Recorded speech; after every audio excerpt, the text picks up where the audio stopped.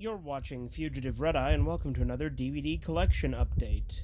It's been over a month since I've done one of these, so figured it was time to do another one. So to start off with today, we have El Camino, a Breaking Bad movie. And as you can see, this is the Steelbook.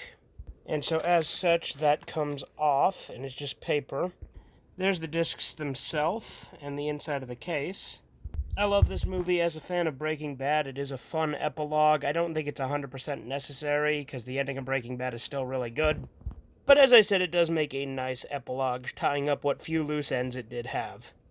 Next up, we have Tommy Wassau's Homeless in America, which is a 30-minute documentary about homelessness. I've yet to watch this one, but it is one of Tommy's movies, so of course I had to own it. I did show this off in a Red Eye Raw recently, or no, it was in a book review, actually. But yeah, there's the disc itself. Now, this one's not a DVD, but it's a book. But if you're familiar with the show Peep Show, this is a prop from that show. If you're unfamiliar, Business Secrets of the Pharaohs is a book that is written by one of the main characters of Peep Show. Early on in Season 1, even, Mark is talking about how he's going to write Business Secrets of the Pharaohs, and he goes on and on about it for years. Until finally, in Season 8, he does get a publisher, and it turns out they're a vanity publisher, which means you just pay to get it published. It's not one that's looking for quality, and it's a particularly shady one at that. So as such, they make all sorts of errors, like misspelling his name, as it's supposed to be Mark Corrigan, but they put Mark Crorigan. There's all sorts of issues with the text. It's a fun prop to have. I'm glad that I was able to find it on Amazon. Now we're going to quickly take a look at a couple of games. We have Dragon Ball Z Team Trainers, which is a Pokemon Fire Red and Leaf Green ROM hack. If you've been watching for a bit, you've seen me stream this. I have streamed a decent amount of it. I haven't completed it yet, but I've gotten pretty far. And it has a pretty nice custom-made case that it comes with, too, that is also a DS case, so there you go. Now, I don't think I showed this one in the previous update, but I've obviously streamed it a lot, and I did stream it to completion. This is Pokemon Christmas version, which I did recently beat. Very fun ROM hack of Pokemon Gold. Here we have the Earthbound Halloween hack, which unfortunately doesn't get along with my Retron, so I wasn't able to stream it yet.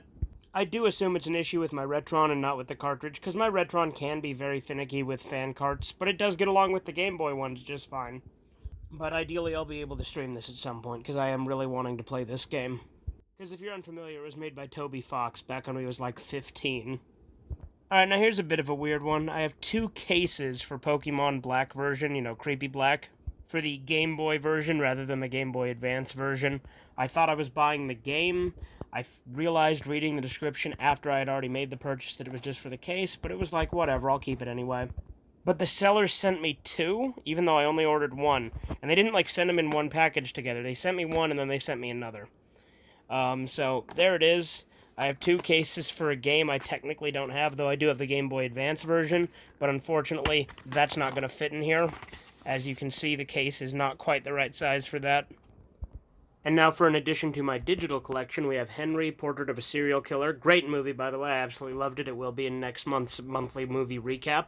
But I had a hankering to watch it, didn't want to wait for something to arrive, and didn't want to have to go looking for it, to go buy it at the store. So just decided, fuck it, I'll buy it this way. Which does happen from time to time, hence why I do occasionally update my digital collection.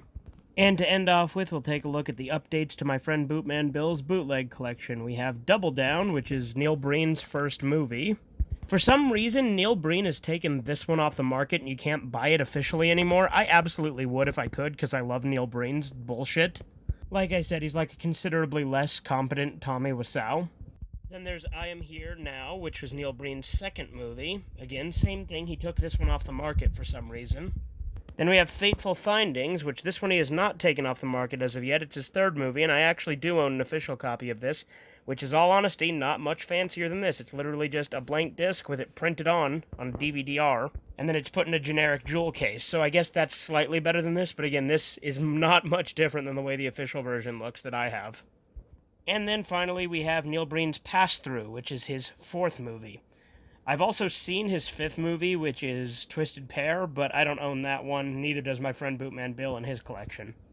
Though another friend of mine does have a digital copy of that one, but I digress. But yeah, that's going to do it for another DVD collection update. This one might be a little bit shorter than some of the others, but it's not the shortest one, I don't think, by any stretch. That said, I just wanted to get one out before Christmas, because obviously I will be doing an update after Christmas with the things I got for Christmas, so Until then, that's it for this DVD collection update. I hope you've enjoyed. Have a good one. Toodles.